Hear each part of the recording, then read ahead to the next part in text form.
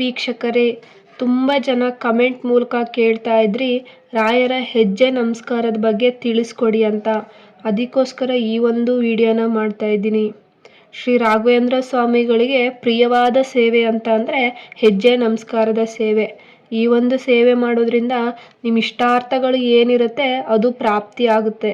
ಹಾಗೆ ನಿಮ್ಮ ಏನು ಬೇಡಿಕೆಗಳಿರುತ್ತೆ, ನಿಮ್ಗೇನು ಕಷ್ಟಗಳಿರುತ್ತೆ, ಆರೋಗ್ಯದ ಸಮಸ್ಯೆ ಇದ್ದರೆ ಕೂಡ ಅದು ಕೂಡ ನಿಮಗೆ ಸುಧಾರಿಸುತ್ತಾ ಬರುತ್ತೆ.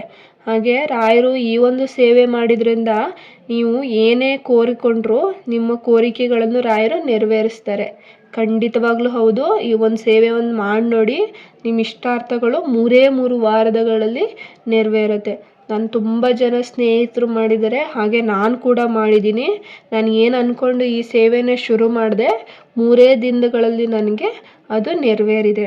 ಹಾಗೆ ಈ ಒಂದು ಸೇವೆನ ಹೇಗೆ ಮಾಡೋದು ಅಂತ ಅಂದರೆ, ನಿಮ್ಮ ಮನೆ ಹತ್ತಿರದ ರಾಯರ ಮಠಕ್ಕೆ ಹೋಗಿ ನಿಮ್ಮ ಇಷ್ಟಾರ್ಥ ಏನಿದೆ, ಕಷ್ಟ ಏನಿದೆ, ಇಲ್ಲ ಆರೋಗ್ಯ ಸಮಸ್ಯೆ ಇದೆ ಅಂತ ಹೇಳಿ ಈ ವ್ರತ ಮಾಡ್ತಾಯಿದ್ರೆ ನೀವು ಅದನ್ನು ರಾಯರ ಬಲಭಾಗದಲ್ಲಿ ನಿಂತು ಹೇಳ್ಕೋಬೇಕಾಗತ್ತೆ.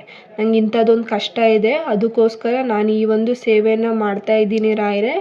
ನನಗೆ ನನಗೇನೋ ಕಷ್ಟ ಇದೆ, ಇದಕ್ಕೋಸ್ಕರ ಈ ಸೇವೆ ಮಾಡ್ತಾಯಿದ್ದೀನಿ, ನೀವೇ ನನ್ನ ಕಾಪಾಡಬೇಕು ಅಂತ ನೀವು ಭಕ್ತಿಯಿಂದ ಶ್ರದ್ಧೆಯಿಂದ ಕೇಳಿಕೊಂಡ್ರೆ ರಾಯರು ಖಂಡಿತವಾಗ್ಲೂ ಅದನ್ನು ನೆರವೇರಿಸ್ತಾರೆ. ಇನ್ನು ಈ ಸೇವೆ ಮಾಡುವವರು ಆ ದಿನ ಉಪವಾಸ ಮಾಡಬೇಕಾಗತ್ತೆ. ನಿಮ್ಮ ವ್ರತ ಮಾಡೋ ಮುಂಚೆ ನೀವೇನು ಸೇವಿಸಬಾರ್ದು. ಹಣ್ಣು ಮತ್ತು ನೀರನ್ನು ಸೇವಿಸ್ಬೋದು, ಅದು ಬಿಟ್ಟು ಆಹಾರವನ್ನು ಸೇವಿಸಬಾರ್ದು. ಇನ್ನು ಆ ದಿನ ಮಾಂಸಾಹಾರ ಸೇವಿಸಬಾರ್ದು. ಇನ್ನು ರಾಯರ ಮಠಕ್ಕೆ ಬರುವ ಮುಂಚೆ ನಿಮ್ಮ ಮನೆಯಲ್ಲಿ ನೀವು ರಾಯರ ಫೋಟೋ ಅಥವಾ ವಿಗ್ರಹ ಏನಿರುತ್ತೆ ಅದಕ್ಕೆ ಪೂಜೆ ಮಾಡಿ ಬರಬೇಕಾಗತ್ತೆ. ಇನ್ನು ರಾಯರ ಹತ್ರ ನೀವೆಲ್ಲ ಕೇಳ್ಕೊಂಡಾದ್ಮೇಲೆ ಒಂದು ಹೆಜ್ಜೆ ಮೇಲೆ ಇನ್ನೊಂದು ಹೆಜ್ಜೆ ಇಡಬೇಕು. ಅಂದರೆ ಒಂದು ಹೆಜ್ಜೆಗೆ ಇನ್ನೊಂದು ಹೆಜ್ಜೆಗೆ ಅಂತರ ಇರಬಾರ್ದು.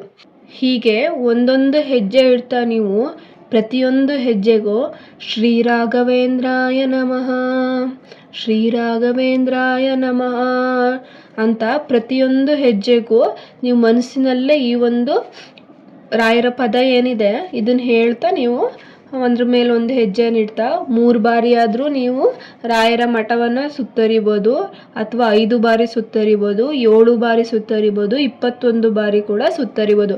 ನಿಮಗೆ ಎಷ್ಟು ಅನುಕೂಲ ಆಗುತ್ತೆ ಅಷ್ಟು ಬಾರಿ ಕೂಡ ನೀವು ಭಕ್ತಿ ಮತ್ತು ಶ್ರದ್ಧೆಯಿಂದ ಸುತ್ತರಿಬೇಕಾಗತ್ತೆ.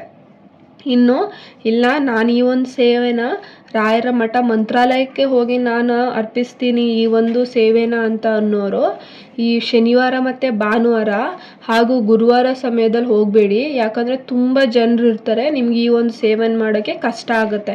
ಹಾಗಾಗಿ ಇನ್ನುಳಿದ ದಿನ ಏನಿರುತ್ತೆ ಸೋಮವಾರ ಮಂಗಳವಾರ ಅದೆಲ್ಲ, ಆ ದಿನ ನೀವು ಹೋಗ್ಬಿಟ್ಟು ಅಲ್ಲಿನ ಅರ್ಚಕರಿಗೆ ಹೇಳಬೇಕಾಗತ್ತೆ, ಈ ಥರ ಒಂದು ಸೇವೆ ಮಾಡ್ತಾಯಿದ್ದೀನಿ ರಾಯರಿಗೆ ಹೆಜ್ಜೆ ಸೇವೆ, ದಯವಿಟ್ಟು ಅನುಮತಿ ಮಾಡಿಕೊಡಿ ಅಂತ ಅಂದರೆ ಅವ್ರು ನಿಮ್ಗೆ ಖಂಡಿತವಾಗ್ಲೂ ಅನುಮತಿ ಮಾಡಿಕೊಡ್ತಾರೆ. ನೀವು ಅಲ್ಲಿ ರಾಯರ ಬಲಭಾಗದಲ್ಲಿ ನಿಂತು ನೀವು ಏನಕ್ಕೆ ಈ ಸೇವೆ ಮಾಡ್ತಾಯಿದ್ದೀರಾ ಅಂತ ಹೇಳಿಬಿಟ್ಟು ನೀವು ಶುರು ಮಾಡ್ಬೋದು. ಇನ್ನು ಮಂತ್ರಾಲಯದಲ್ಲಿ ಈ ಸೇವೆ ಮಾಡುವವರು ರಾಯರ ಮಠಕ್ಕೆ ಹೋಗುವ ಮುನ್ನ ಮಂಚಾಲಮ್ಮ ದೇವಸ್ಥಾನಕ್ಕೆ ಹೋಗಿ ತಾಯಿಯ ಆಶೀರ್ವಾದ ಪಡೆದು ನಂತರ ರಾಯರ ಮಠಕ್ಕೆ ಹೋಗಿ ನೀವು ಈ ಒಂದು ಸೇವೆನ ಮಾಡಬೇಕಾಗತ್ತೆ. ಈ ಒಂದು ಸೇವೆನ ನೀವು 3 ವಾರ ಕೂಡ ಮಾಡ್ಬೋದು, 5 ವಾರ ಕೂಡ ಮಾಡ್ಬೋದು, ಹಾಗೆ 21 ವಾರಗಳು ಕೂಡ ಮಾಡ್ಬೋದು. ಈ ಗುರುವಾರ ಶುರು ಮಾಡಿದ್ದೀರಾ ಅಂತ ಅಂದರೆ ಮುಂದಿನ ಗುರುವಾರ ಇನ್ನು ಮುಂದಿನ ಸೇವೆ ಮಾಡಬೇಕಾಗತ್ತೆ. ಹೀಗೆ ನಿಮ್ಗೆ ಎಷ್ಟು ಗುರುವಾರ ಅನುಕೂಲ ಆಗುತ್ತೋ ಅಷ್ಟು ಗುರುವಾರ ಕೂಡ ಈ ಒಂದು ಸೇವೆನ ಮಾಡ್ಬೋದು. ಇದೊಂದು ಸರಳವಾದ ಸೇವೆ, ಆದರೆ ರಾಯರಿಗೆ ತುಂಬ ಪ್ರಿಯವಾದಂಥ ಸೇವೆ ಇದು. ಈ ಒಂದು ಸೇವೆ ಮಾಡೋದ್ರಿಂದ ನಿಮ್ಮೆಲ್ಲ ಕಷ್ಟಗಳು ಪರಿಹಾರ ಆಗ್ತಾ ಬರುತ್ತೆ. ನಿಮಗೆ ಯಾವುದೇ ಇಷ್ಟಾರ್ಥಗಳು ಇದ್ದರೂ ಕೂಡ ರಾಯರು ಅದನ್ನು ನೆರವೇರಿಸ್ತಾರೆ. ಇನ್ನು ಯಾವುದಾದ್ರು ಅನಾರೋಗ್ಯದಿಂದ ಬಳಲ್ತಿದ್ದಾರೆ ಅಂತಂದರೆ ನಿಮ್ಮ ಆರೋಗ್ಯ ಸುಧಾರಿಸುತ್ತಾ ಬರುತ್ತೆ. ಇನ್ನು ಕೆಲವರು ಹಣಕಾಸಿನ ವಿಷಯದಲ್ಲಿ ತೊಂದರೆ ಅನುಭವಿಸ್ತಾ ಇರ್ತೀರ, ಸಾಲ ಮಾಡ್ಕೊಂಡಿರ್ತೀರ, ನಿಮಗೆ ಯಾವುದೋ ಅನಿರೀಕ್ಷಿತ ಹಣ ಕೂಡ ನಿಮ್ಮ ಮನೆಗೆ ಬರುವಂಥದ್ದಾಗುತ್ತೆ. ನನ್ನ ಸ್ನೇಹಿತರು ತುಂಬ ಜನ ಕೂಡ ಈ ಒಂದು ಸೇವೆ ಮಾಡಿದ್ದಾರೆ.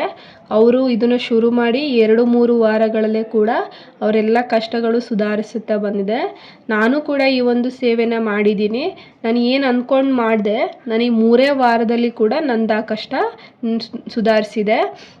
ಹಾಗೆ ವೀಕ್ಷಕರೇ, ಈ ಒಂದು ವಿಡಿಯೋನ ನಿಮ್ಮ ಫ್ಯಾಮಿಲಿ ಹಾಗೂ ಫ್ರೆಂಡ್ಸ್ಗೂ ಕೂಡ ಶೇರ್ ಮಾಡಿ.